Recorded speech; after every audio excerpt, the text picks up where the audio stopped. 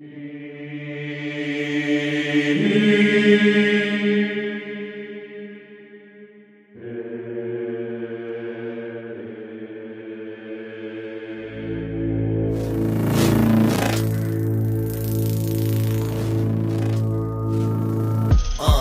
mind loose off the cook, murder on the track, so I'm about to let loose. Yo, gosh, that evil one, that's the motto. Ever since a youngster, I've been sitting shooting the hollow. See, I'm a banger in my streets. Murder was a case, but never charged, though I killed a beat. Daily melodies when I quit all my enemies. But y'all don't want it, I'm a rider, catch your felonies. Yeah, the devil preached, so the God shall deep. Whispers in my ear. Hola, por acá es buenos días.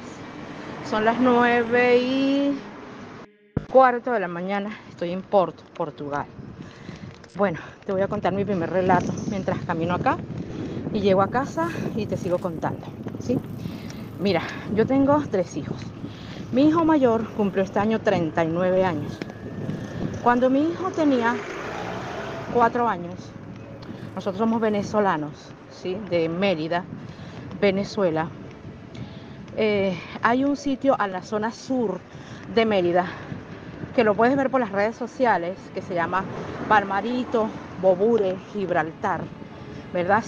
No son playas, son ramas del lago de Maracaibo, ¿sí? Nosotros siempre nos gustaba ir porque como de Mérida quedan muy lejos las playas, entonces los fines de semana nos íbamos a la zona sur del lago, que está como a 1 hora, 2 horas de Mérida. Y bueno, es agua dulce, ¿sí? Entre salado y dulce. Y pues la pasaba uno muy bonito, ahora como ambiente de playa, venden pescado frito, todo como si fuera una zona del Caribe, ¿sí? Como si fuera playa. Bueno, somos caribeños. Bueno, resulta que mi hijo tenía 4 años y yo siempre he sido una tía amante de sus sobrinos, ¿verdad? Y tengo muchos sobrinos. Cuando viajábamos lo hacíamos en familia y todos los sobrinos se pegaban a mí como corronchitos. Entonces, mis hijos, yo soy de las personas que piensa que el primer deporte que debe conocer un niño es nadar, aprender a nadar, porque pues ocurren muchos accidentes, ¿verdad? Y es importante saber nadar. Entonces, mis hijos, mis nietos, mis sobrinos, todos en mi familia, cuando son bebés, enseguida les buscábamos clases de natación para que ya a los 2, 3 años ellos supieran nadar. Mi hijo obviamente sabía nadar muy bien porque estaba desde bebé en la piscina. Bueno, lo cierto es que una tarde, un día, un fin de semana, como muchos, fuimos a un sitio que se llama Gibraltar, que es de esas playas, como te digo, son Bobures, Palmaritos, Gibraltar. Es más lejos, pero es muy bonita. Y había algo del Día de Reyes, ¿verdad? Y nosotros fuimos a esa celebración, obviamente que los niños disfrutaran de la playa, porque allá le dicen que es playa. Eso no es playa, es rama del lago, pero es tal cual ver una playa, solo que es agua dulce. Bueno, ese día nos fuimos con familias de varios estados de Venezuela que vinieron a visitarnos. Nos fuimos a pasar 8 días. Y más o menos como el 4.º día pasó lo que te voy a contar. Como siempre, mis sobrinos estaban pegados a mí. Tía, enséñame a nadar, tía, quiero jugar contigo. Como te digo, soy una tía y ahora soy una abuela muy consentidora. Y trabajo con estimulación temprana para niños. Y siempre tengo algo que mostrarles, títeres, cualquier cosa. Y ellos siempre estaban enamorados de su tía. Entonces, bueno, me meto al mar con ellos, ¿verdad? Ponle, eran 6, 7 sobrinos, más mi hijo, ¿sí? Mis otras 2 niñas estaban más pequeñitas, también sabían nadar, pero estaban en la orilla, porque había una que estaba de coche. Bueno, resulta que nos metemos todos a nadar y llegamos hasta cierta parte que era bastante hondo. Y mi hijo me dice, mamá, estoy cansado. Tenía 4 añitos, estoy cansado. Y yo le digo, bueno, vete nadando hasta donde está tu abuelo, que yo veo que el abuelo paterno estaba parado en la orilla. Como te digo, yo lo sigo con la mirada porque ya tenía 4 años, pero él sabía nadar muy bien. Él nada hasta la orilla. Yo lo veo que se para, camina hasta donde está el abuelo y se sienta en los pies del abuelo.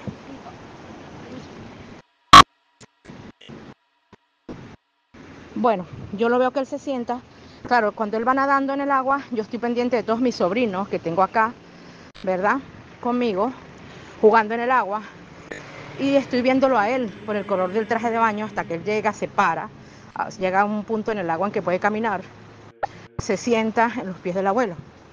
Yo me regreso a donde están mis sobrinos y sin mentira alguna, cuando yo volteo no vi a mi hijo sentado en los pies del abuelo. No entré en pánico en el momento porque yo dije, lo acabo de ver que está sentadito. Y comienzo a buscar con la mirada por la orilla, ¿dónde está mi hijo? Y no lo veo. Y le pregunto al abuelo, ¿dónde está Fernando? Me dijo, ahorita estaba sentadito aquí, debe ser que se fue caminando. No, lo cierto es que yo no veo a mi hijo y voy caminando hacia afuera, me salgo del agua con todos los niños y empiezo a llamar a los papás, por favor ayúdenme, que no veo a Fernando. Y empezamos a buscar, a buscar, a buscar. El niño se desapareció por completo. El niño, pues caminamos, nos dividimos los familiares, unos caminaron a la derecha, otros a la izquierda, otros se fueron a la casa donde nos estamos quedando a ver si de pronto él se hubiese trasladado para allá, pero él era un niño de 4 años, un niño muy maduro y un niño que no se separaba de los adultos. Entonces, porque hay niños que sí, por ejemplo, mi hija menor sí es muy inquieta y ella sí se me perdía en ocasiones, él jamás. Lo cierto es que yo le decía a mi esposo, Dios mío, ¿será que se lo robaron? Y el abuelo decía, pero es inexplicable porque él se acababa de sentar en mis pies y él lo había visto y yo también. Pues bueno, allí, al vista que no lo encontrábamos, empezamos a recoger todo, fuimos a la jefatura del pueblo, se puso la denuncia, cerraron las alcabalas, los caminos, empezaron a revisar los carros, fue horrible, horrible. Yo dije, o mi hijo o se ahogó o me lo secuestraron, alguien se lo llevó porque lo ilógico era que se hubiese ahogado porque yo lo acababa de ver sentado en los pies del abuelo. Andando mientras voy caminando a buscar a mi nieta al colegio, ¿oíste? Tengo muchas historias bonitas así de contarte, porque esta es una historia no de fantasmas, de terror, sino de que las personas creen que las cosas extrasensoriales o del más allá no existen y esto fue una prueba para nosotros de que si existe algo en el más allá, si hay un ángel, si hay alguien esperándote afuera o cuidándote. Bueno, amigo, lo cierto es que fue de terror, porque bueno, como te digo, habilitaron alcabalas, cerraron el pueblo completo y mi hijo no aparecía. Yo sentía que me iba a volver loca.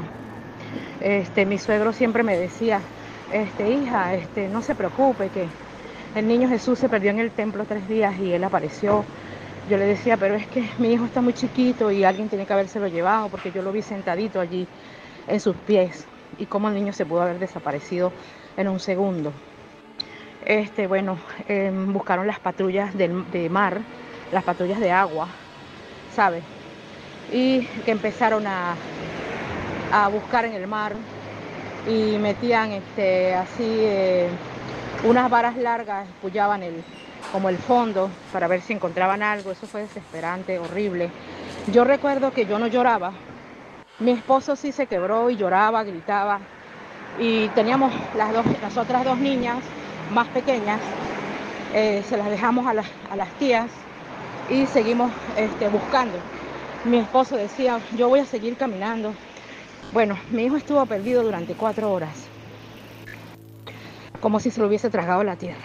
Fue terrible. Yo hoy día no me puedo imaginar lo que siente un padre cuando un niño se le pierde y no aparece, o cuando te lo matan. O sea, eso es algo, Dios mío, que no tiene nombre, no tiene cómo explicar.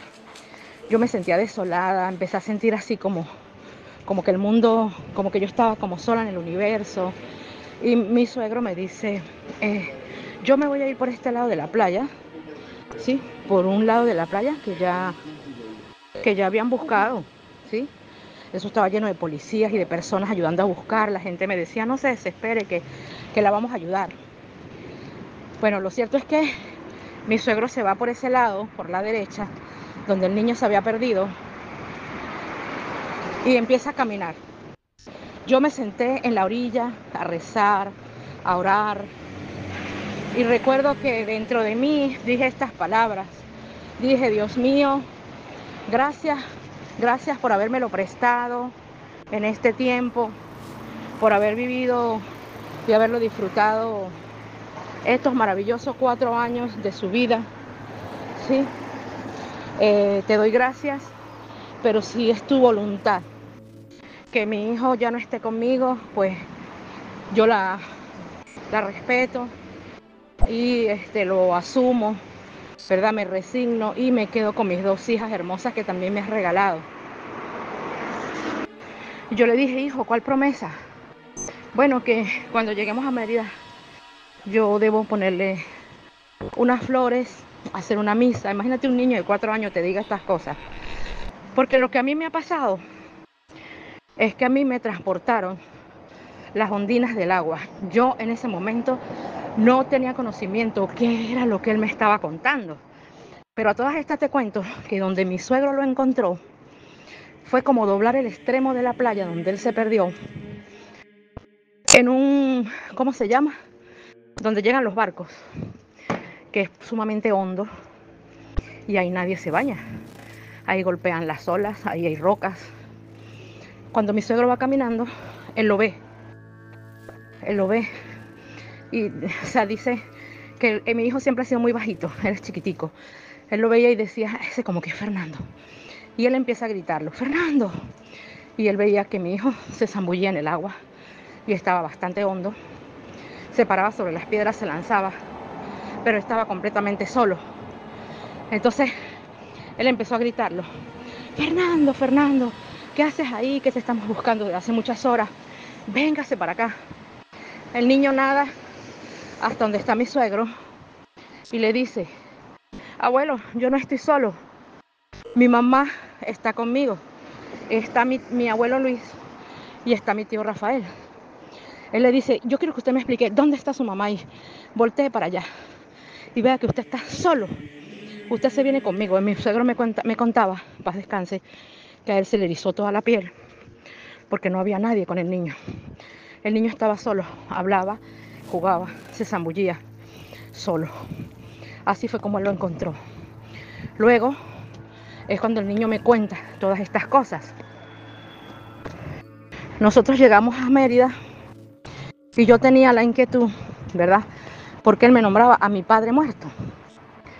Y mi niño nunca había visto a mi papá ni en fotos, porque mi mamá, cuando mi padre murió, ella de tanto dolor borró todos los recuerdos de mi padre.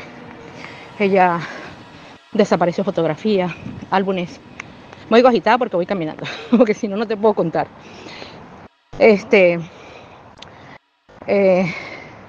Ella desapareció las fotografías, todo. Y era imposible que mi hijo, en ese tiempo no había medios audiovisuales que lo pudo haber visto en una computadora, en un teléfono. No lo pudo haber visto. A mi cuñado sí. A mi cuñado sí, porque había una foto en todas partes de él en la casa. Lo cierto es que yo buscando entre las cosas conseguí un llaverito que tenía una foto de mi padre. Y yo le dije, hijo, cuéntame cómo estaba vestido mi padre, tu abuelo Luis. Me dijo, mi abuelo estaba vestido con un palto de cuadros azules y marrones y un pantalón marrón. Así fue enterrado mi papá, amigo. Mi hijo no podía saberlo. Luego le mostramos una fotito y ahí es cuando él me dice, yo le dije, te voy a mostrar una foto y tú me dices si identificas quién es. Cuando se la mostré, mi hijo me dijo, ese es mi abuelo. Me dijo, ese es mi abuelo, él me salvó, mamá, y yo tengo que cumplir la promesa. Sí, nosotros cumplimos la promesa, yo me quedé impactada, lo comentamos con la familia, y bueno, con el correr de los años, como te digo, mi hijo hoy día tiene 39 años, acabo de cumplir. con el correr de los años él ha tenido una vida muy fructífera, muy hermosa. Resulta que él, en una oportunidad, él empezó a contarme que siempre en su vida él ha sentido que una persona lo acompaña, que cuando él va solo en el carro, él siente que una persona está dentro y que lo mira. Cuando va a meter el carro al garaje, él siente que esa persona se baja con él. Y él no sentía mucho miedo, pero él se preguntaba qué es esto que siento. A veces cuando trabajaba hasta tarde y pasa por una avenida que es muy peligrosa, él sentía esa presencia detrás de él. Sigo ordenando las ideas. Por ejemplo, cuando él lo encuentran, pues hubo como una fiesta en el pueblo porque el niño había aparecido y los mismos pescadores decían que el niño lo habían transportado las ondinas del agua. Pero a mí el niño no, fíjate, lo mismo que él me dijo, solo que el niño me lo contó en la noche. Uno de los pescadores se nos acercó y decía que era un milagro porque que ahí se perdían muchos niños en esa zona y que nunca aparecían, pero que a él lo habían devuelto por alguna razón. Que las ondinas son como sirenas, no sé, hoy día no sé, porque después de eso yo investigué y dice que son seres del agua, ¿no? Como elementales del agua. Que esas sirenas o ondinas lo habían transportado a él para llevárselo, solo que lo devolvieron quizás por la protección de Dios y de los abuelos, del abuelo y del tío. Entonces, bueno, como te decía, él con el correr del tiempo sentía eso, pero nunca me había comentado. En una oportunidad, fue a su casa una persona de estas curiosas, porque a nosotros nunca nos gusta ir a esos sitios de brujerías, nada de eso. Una persona que curiosamente trabajaba con eso de las cartas y lo miró y le dijo, ¿tú tienes una pregunta que hacerme? Y él le dijo, no, si tú sientes algo desde muy pequeño que como que te acompaña. La persona le dijo, tú cuando estabas pequeño estuviste a punto de morirte, estuviste a punto de ahogarte en un sitio, como en una playa, es lo que estoy viendo, le dijo la señora, sin él preguntarle nada. Le dijo, ¿y sabes qué? Que esa persona, una de las personas que te salvó, es tu ángel protector. Y esa persona que tú sientes en el carro cuando vas solo es él. Esa persona que se baja detrás de ti es él. Pídele a él porque él siempre te acompaña. Y ese es tu abuelo. Mi hijo dice que se le erizaron los pelitos del cuerpo, en cualquier parte donde tenía pelitos, todo se le erizó. Y no pudo esperar para contarme y me dijo, mamá, ve lo que me ha pasado. Mamá, cuéntame bien cómo fue aquella experiencia porque él recuerda algunas cosas, ¿sabes? Entonces dime tú cómo un niño tan pequeño pudo contar de un remolino, de ondinas del agua, que él sentía que se ahogaba y de jamás haber visto a mi padre, que estaba muerto, haberlo descrito como lo describió. Del tío no me extrañaba porque él sí había visto una foto. Pero entonces yo digo, Dios mío, gracias por este milagro, ¿sí? Porque en realidad un ángel estuvo allí con mi hijo para salvarlo. Y ese ángel pues hasta el día de hoy está con él. Bueno, eso fue en el año 2019, eso fue más o menos eso fue en el mes de febrero, que yo estuve pues paseando, porque yo soy de un pueblo de Colombia llamado Urrao.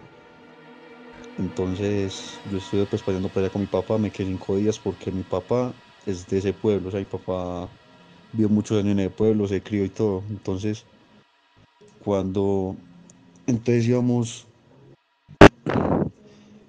pues más o menos era tipo 7 de la noche.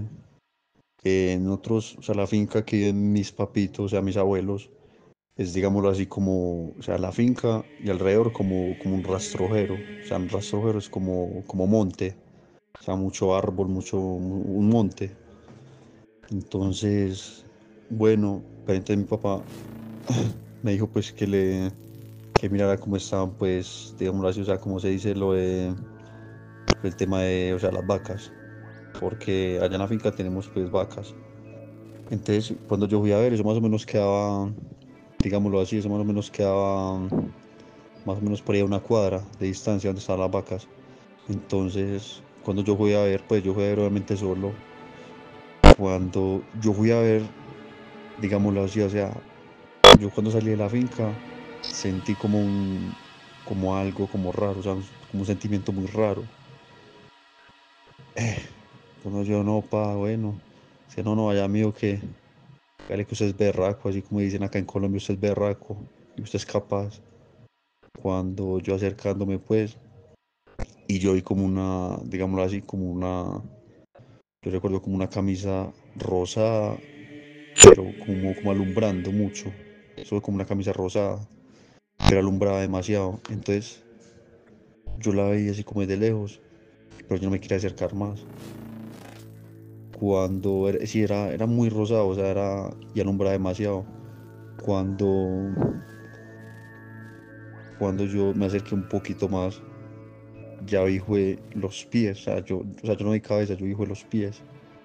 Y eran unos pies, recuerdo, muy peludos, pero, o sea, muy morenos, o sea, negritos, pero peludos los pies, las piernas. O sea, yo no me quise acercar más, o sea, yo fui como 10 segundos pasmado y yo veía eso, y eso, o sea, el corazón a mí me latía súper rápido, yo me sentía muy raro, yo en ese momento, o sea, yo solo pensaba en Dios, o sea, yo rezaba, yo me acuerdo que yo rezaba en voz alta y eso fue un sentimiento terrible cuando yo alcancé a voltear y salí corriendo gritando, o sea, gritando. Eh, entonces nada, pues eso fue ya cuando volví, le conté a mi papá, eso fue algo muy raro. Entonces ya pues ya de ahí no volví pues digámoslo así como a salir solo de ahí.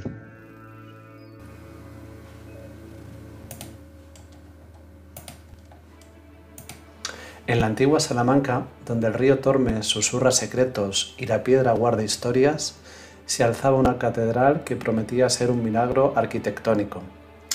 Era el siglo XVI y los mejores maestros de obra estaban convocados para erigir la que sería la Catedral Nueva. Entre ellos se encontraba un joven arquitecto llamado Rodrigo, célebre por su talento, pero también por su ambición desmedida. Rodrigo pasaba largas noches en la biblioteca de la universidad, donde se decía que los libros hablaban a quienes sabían escuchar. Una noche, entre volúmenes de teología y filosofía, encontró un antiguo grimorio cubierto de polvo y telarañas. Sus páginas, amarillentas y frágiles, contenían rituales oscuros y poderosos, así como la promesa de inmortalidad a aquellos que osaban invocarlos. Seducido por la posibilidad de consagrar su nombre en la historia, decidió que la catedral no solo debía ser hermosa, sino también perfecta. Con el apoyo de un grupo selecto de albañiles, Rodrigo inició la construcción y los cimientos de la catedral se elevaron con una velocidad inusual. Sin embargo, con cada piedra colocada, una atmósfera de inquietud comenzó a envolver la obra. Las noches se tornaban densas y frías, y los trabajadores aseguraban escuchar ecos de lamentos en el aire. Al principio, Rodrigo desestimó sus miedos, pero pronto se vio obligado a enfrentar una realidad aterradora. Los desaparecidos empezaron a acumularse. Un día, un joven ayudante llamado Miguel no regresó al trabajo, y al siguiente, una anciana que vendía flores en la plaza también se desvaneció. La ciudad murmuraba sobre la maldición de la catedral, mientras las sombras se alargaban en los andamios. Rodrigo, desesperado por concluir su obra y por no arriesgar su reputación, decidió ignorar las advertencias y continuó invocando los poderes oscuros que había encontrado en el grimorio. Una noche de tormenta, cuando los truenos retumbaban como si el cielo mismo se opusiera a sus acciones, Rodrigo llevó a cabo el ritual culminante en el corazón de la catedral, rodeado de sus más fieles obreros. Con cada palabra que pronunciaba, el aire se volvía más pesado y los ecos se intensificaban, como si el mismo edificio respondiera a su llamado. Sin embargo, al invocar el último conjuro, un destello cegador iluminó el espacio y una fuerza invisible lo arrojó contra la pared. Los obreros, aterrados, Aterrorizados intentaron huir, pero las puertas se cerraron de golpe, atrapándolos. En medio de la oscuridad, los susurros se volvieron en gritos y el eco de las almas perdidas resonó con tal fuerza que la catedral tembló en su totalidad. En ese instante, Rodrigo comprendió que había desatado algo que no podía controlar. Los espíritus de aquellos que habían sido sacrificados comenzaron a manifestarse y sus rostros, llenos de dolor, se reflejaron en las piedras. Al amanecer, la catedral estaba terminada, pero no sin un alto costo. La piedra, ahora impregnada de un terror palpable, guardaba las almas que habían sido ofrendadas. Rodrigo, marcado por la culpa y el terror, se retiró a vivir en la penumbra, temiendo la condena de sus actos. La catedral, aunque majestuosa, se convirtió en un lugar temido por muchos. Con el paso de los años, la leyenda se fue tejiendo entre los habitantes de Salamanca. Se decía que en las noches de tormenta, el eco de los lamentos de las almas perdidas resonaba en la catedral, como un recordatorio del precio que se paga por la ambición desmedida. Los turistas que visitaban el lugar se detenían, atónitos, al escuchar murmullos que parecían provenir de las mismas piedras. Hoy, la Catedral de Salamanca se erige como un símbolo de belleza y horror entrelazados. Aquellos que se atreven a entrar en sus muros a veces reportan un escalofrío en la espalda o el susurro de un nombre perdido en el tiempo. Las leyendas se cuentan en voz baja, temiendo que los ecos de las almas atrapadas puedan despertar nuevamente. Así, la catedral, con su imponente fachada y su oscuro secreto, continúa siendo un testigo silente de las ambiciones humanas y de las sombras que acechan a aquellos que osan desafiar al destino. Hoy les traeré una historia de la misteriosa casa del kilómetro 5 de La Vega en República Dominicana. En el 1924, el entonces presidente de la República Dominicana, Horacio Vázquez, le cede por mediación de su esposa Trina de Moya una parcela de tierra ubicada entre Santo Domingo y La Vega, hoy denominado el kilómetro 5, al señor Antonio Parrilla. Este era un colaborador en la reciente campaña electoral del 16 de mayo de ese mismo año. Parrilla construyó una casa en la parcela para él y su familia. En enero de 1930, Antonio Parrilla, por orden directa del presidente Horacio Vázquez, es condenado a prisión. Según cuenta, él sostenía una supuesta relación amorosa con la esposa del presidente Vázquez.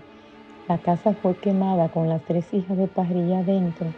No hay registro de que esto haya sido por orden dada por Vázquez. Para febrero de 1930, el entonces comandante del Ejército Nacional, Rafael Leónidas Trujillo, como forma de desafiar la autoridad del presidente Vázquez, firma personalmente la orden de liberación del señor Parrilla. En hechos no relacionados, opositores de Vázquez se levantan en rebelión, obligando a este último a renunciar a la presidencia e irse en exilio. Parrilla fue finalmente puesto en libertad el 3 de marzo de ese mismo año y retorna al lugar donde vio con vida por última vez a su familia. En marzo de 1930, Parrilla construye nuevamente la casa del kilómetro 5 de La Vega. Los cimientos que levantó entonces son los mismos que pueden observarse hoy en día en la casa abandonada de la carretera Duarte. Parrilla desentierra todos los restos de sus hijas y se cree que lo enterró en algún lugar de la casa. Los lugareños dicen que lo malo de esa casa se encuentra enterrado en la fosa que está en la parte de atrás. En mayo de 1930, tres testigos afirman haber visto como una mano blanca arrastró el cuerpo de la niña de 9 años, Fiordalisa Martínez, hacia el fondo del río Jimenoa. Su cuerpo nunca fue encontrado. En los días subsiguientes, los vecinos reportaron oír una niña llorando toda la noche en la casa del kilómetro 5. Septiembre de 1930, enero de 1931, comenzando con Yorkelina Santos, un total de 12 niñas son raptadas, siempre en grupo de 3. del área del alrededor del kilómetro 5 La Vega. En enero 26 de 1931, Antonio Parrilla entra en el destacamento policial de La Vega y le dice al sargento de turno que ha terminado la tarea que le impuso el diablo. Y acto seguido se hace una herida horizontal en el estómago con un machete. Muere en tan solo unos minutos. Se forma un grupo de policía y hombres del pueblo de La Vega para ir hasta la casa de Parrilla del kilómetro 5. Y ahí encontraron un total de 12 cuerpos infantiles desmembrados y en estado de descomposición. Cuando el reporte llegó a manos de Trujillo, todos los policías del destacamento de La Vega fueron trasladados a la frontera y se clasificaron como secretos de los archivos de la subsecuente investigación. Se cree que por supersticiones del jefe de la casa, esta nunca fue derrumbada. Sin embargo, el acceso a ella fue terminantemente prohibido hasta el final de su régimen de 1961. Hasta el día de hoy, la casa permanece abandonada. Se dice que en la casa puede escuchar el sonido de una mujer caminando con tacones altos. Y quien quiera que intente pasar una noche en la casa amanece fuera de esta. Van varias personas que se le ha pagado para que durmieran en esa casa y amanecían en el río de La Vega, en las montañas o en el medio de la carretera. No sé si esto será cierto, pero esto me lo contaban mis abuelos.